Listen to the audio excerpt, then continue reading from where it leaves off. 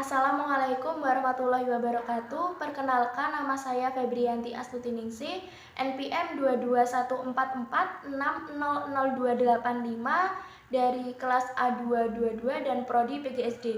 Di sini saya akan menjelaskan tentang hak asasi manusia. Yang pertama yaitu pengertian hak asasi manusia menurut Undang-Undang Republik Indonesia Nomor 39 Tahun 1999, bahwa hak asasi manusia adalah seperangkat hak yang melekat pada hakikat dan keberadaan manusia sebagai makhluk Tuhan Yang Maha Esa dan merupakan anugerahnya yang wajib dijunjung tinggi, dihormati, serta dilindungi oleh setiap negara, hukum, pemerintah, dan setiap orang demi kehormatan serta perlindungan harkat dan martabat manusia.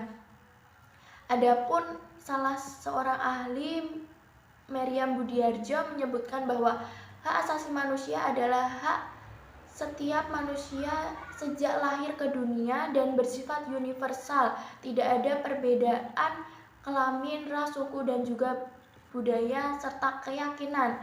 Yang selanjutnya yaitu macam-macam hak asasi manusia. Yang pertama, hak asasi pribadi. Ini berhubungan dengan kehidupan pribadi setiap manusia. Yang kedua, hak asasi politik.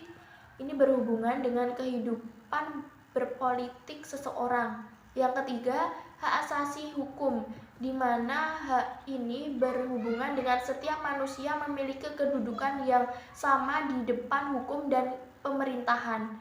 Yang keempat, hak asasi ekonomi, merupakan hak asasi yang berhubungan dengan kegiatan manusia dalam perekonomiannya. Yang selanjutnya, hak asasi peradilan, di mana melalui hak ini maka setiap manusia itu memiliki hak untuk dapat diperlakukan sama di depan hukum dalam tata cara peradilan tanpa didasari oleh kasta, ras, maupun status sosial. Selanjutnya yang terakhir, hak asasi sosial budaya, di mana ini berhubungan dengan kehidupan bermasyarakat secara umum.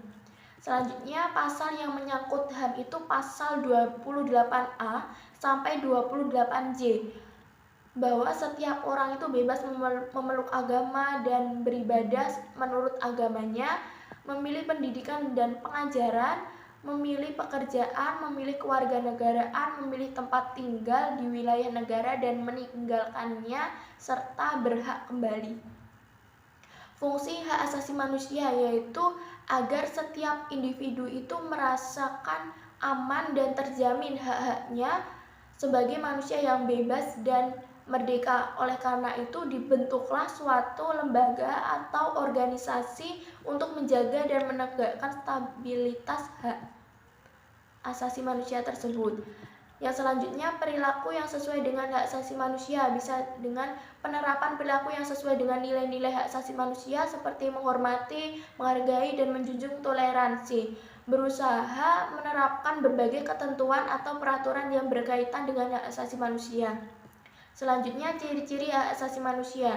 Hak ini tuh tidak dapat diberikan kepada siapapun, melainkan merupakan hak semua orang. Hak tidak dapat dicabut ataupun diserahkan. HAM ini juga bersifat hakiki serta universal. Contoh pencerminan hak asasi manusia yaitu bisa saling menghormati, tidak membeda-bedakan, serta juga menjunjung tinggi toleransi.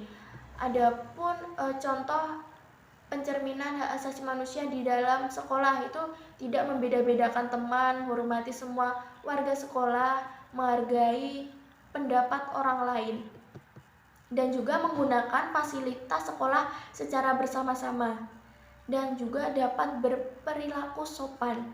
Selanjutnya yaitu contoh pelanggaran hak asasi manusia, yaitu seperti orang tua menyiksa, menganiaya, memukuli, hingga membunuh anaknya sendiri. Adapun eksploitasi anak yang masih di bawah umur untuk bekerja. Contoh lain di sekolah yaitu siswa menghina siswa lain ataupun pembulian, yaitu siswa melakukan penganiayaan kepada temannya.